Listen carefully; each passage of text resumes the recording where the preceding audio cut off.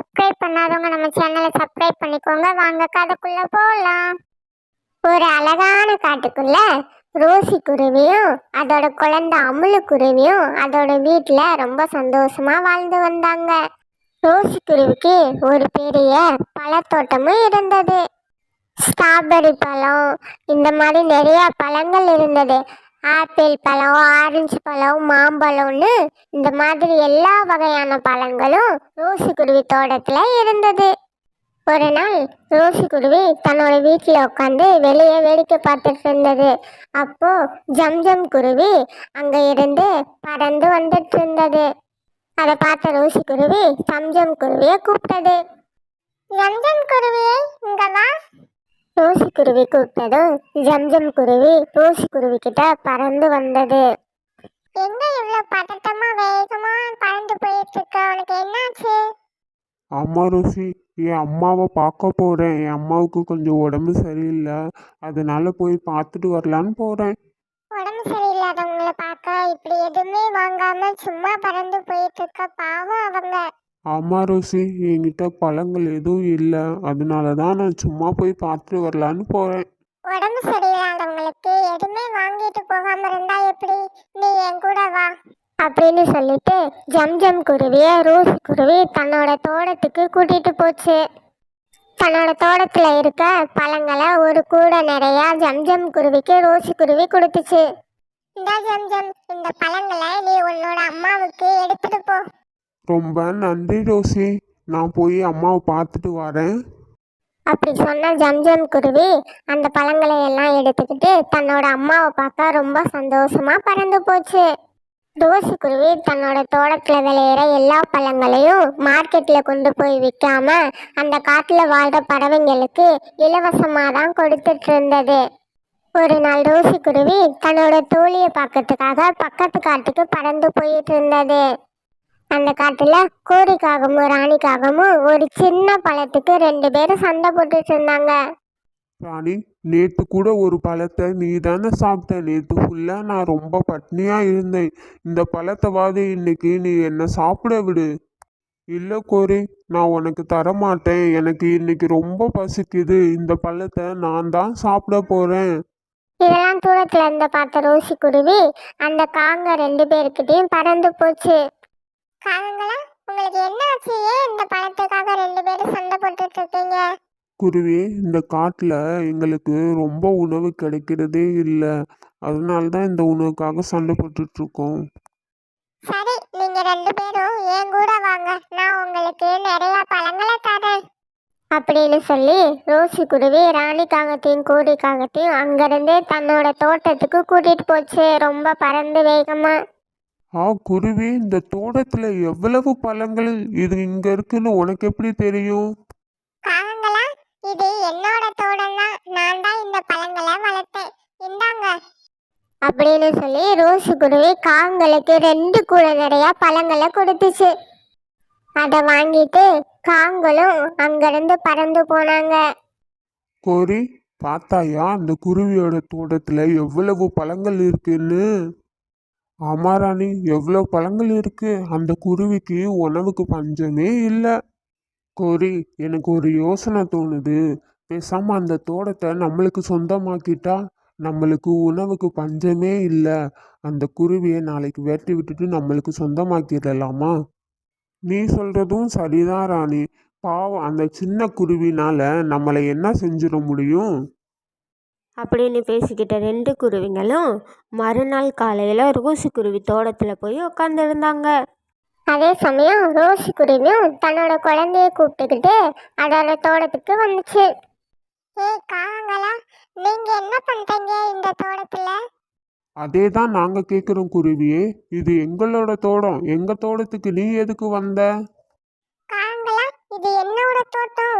நேற்று உங்களுக்கு பசிக்காக நான் என் தோட்டத்தை கூட்டிட்டு வந்தேன். ஆனா அது இவ்வளவு பெரிய தப்பாகும் நான் நினைக்கவே இல்லை. சின்ன குருவியே, இனிமேல் இருந்து இது எங்கள் தோட்டம். நீ இந்த தோட்டத்துக்கு வரவே கூடாது. அப்படி வந்த உனக்கும் உன் குழந்தையும் நாங்கள் கொன்றுவோம் அப்படின்னு சொல்லி ரோசி குருவியோட குழந்தைய மரத்து மேல இருந்து கீழே தள்ளி விட்டுட்டாங்க அந்த 2 காகங்களும். காங்கள் ரெண்டு பேர்த்தையும் ரோசி குருவி எதுவுமே பண்ண முடியாதனால தன்னோட குழந்தைய கூப்பிட்டுக்கிட்டு அங்கிருந்து பறந்து போச்சு. இந்த காங்கள் ரெண்டு பேரும் ஏன் இப்படி பண்றாங்க?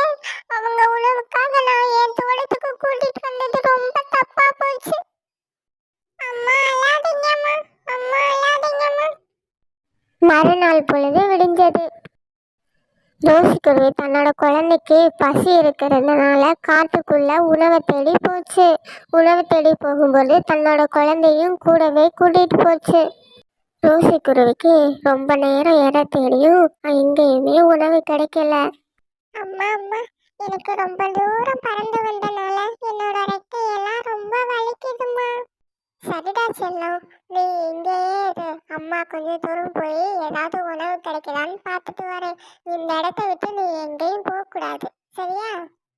சரிங்கம்மா, நீங்க கொஞ்சம் வேகமா வாங்கம்மா. குழந்தை அப்படி சொன்னதும் ரோசிக்குருவி அங்கிருந்து பறந்து கொஞ்சம் தூரம் உணவு தேடுறதுக்காக பறந்து போச்சு. அதே சமயம் தனியா இருந்த அமுலு குழந்தை அதுக்கு பக்கத்துல இருக்க ஒரு ஜாடியை பார்த்தது. அந்த ஜாடி பக்கத்துல அந்த குருவி போச்சு. ஆஹா, ஜாடி ரொம்ப நல்லா இருக்கு.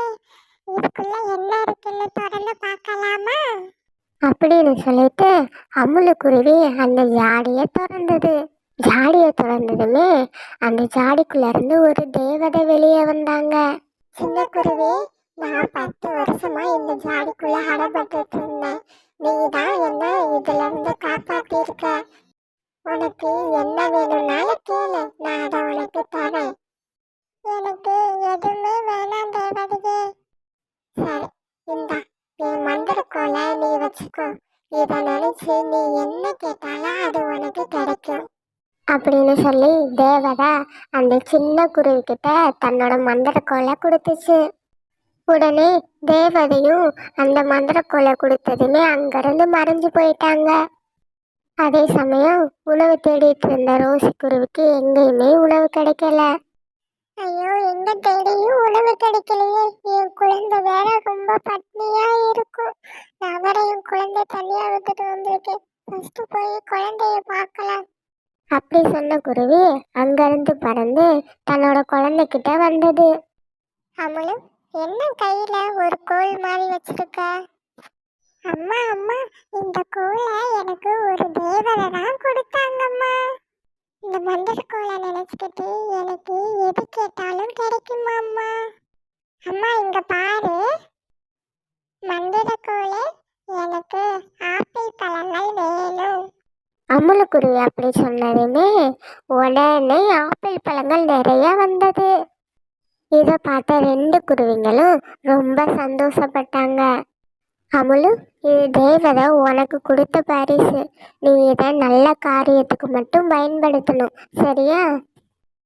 சரிங்கம்மா, நம்ம இந்த ஆப்பிள் பழத்தை எடுத்துக்கிட்டு வீட்டுக்கு போலாமா அப்படின்னு சொன்ன 2 குருவிங்களும் அங்கிருந்து பறந்து தன்னோட வீட்டுக்கு போனாங்க. 2 குருவிங்களும் வீட்டுக்கு வந்தாங்க. வீட்டுக்கு வந்ததுக்கு அப்புறம் அமுலு குருவிக்கு ஒரு யோசனை தோணுச்சு. அம்மா அம்மா, நம்ம இந்த மந்திரக்கோலை வச்சு நம்ம தோட்டத்துல இருக்க 2 காகங்களை விரட்டிடலாமா? அமுலுக்குட்டி, ரொம்ப நல்ல யோசனை அமுலுக்குட்டி. வா, நம்ம தோட்டத்துக்கு போய் முதல்ல அந்த காகங்களை விரட்டலாம் அப்படின்னு யோசிச்ச 2 குருவிங்களும் அங்கிருந்து அவங்களோட தோட்டத்துக்கு ரொம்ப வேகமா பறந்து போனாங்க. அதே சமயம் அந்த 2 காகங்களும் ரோசி குருவி தோட்டத்துல உட்காந்து இப்படி பேசிக்கிட்டாங்க. ராணி, நீ ரொம்ப புத்திசாலி தான். அந்த குருவியை ஏமாத்தி இந்த தோட்டத்தவே வாங்கிட்டியே. ஆமா கோரி, இனிமேல் நமக்கு உணவுக்கு பஞ்சமே இருக்காது. இந்த காட்டுக்குள்ள இருக்கிற பழங்களே நம்மளுக்கு வாழ்நாள் முழுக்க வரும் போல. ஆமா ராணி, நம்ம டெய்லியும் பழங்களை சாப்பிட்டு சாப்பிட்டு தூங்க போறோம். நமக்கு அங்க இங்கன்னு அலைஞ்சு திரிஞ்சு உணவு தேடுற வேலையே இல்லை.